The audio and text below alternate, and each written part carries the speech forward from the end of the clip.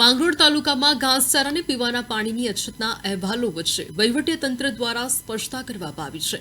મામલતદારે જણાવ્યું કે હાલ તાલુકાના કોઈપણ ગામમાં ઘાસચારા કે પીવાના પાણીની અછત નથી। ચોમાસાની શરૂઆતમાં જ તાલુકામાં 100% જેટલો વરસાદ નોંધાઈ ચૂક્યો છે અને અછત અંગેની કોઈ ગંભીર ફરિયાદ તંત્રને મળી નથી। જો કે ભવિષ્યમાં જરૂરિયાત ઊભી થશે અથવા તો ફરિયાદ મળશે તો યોગ્ય કાર્યવાહી કરવામાં આવશે। ઘાસચારો બગડી ગયો હોવાની સરપંચોની રજૂઆતો અંગે તલાટી કમ મંત્રીઓ પાસેથી અહેવાલ મંગાવવામાં આવ્યા છે।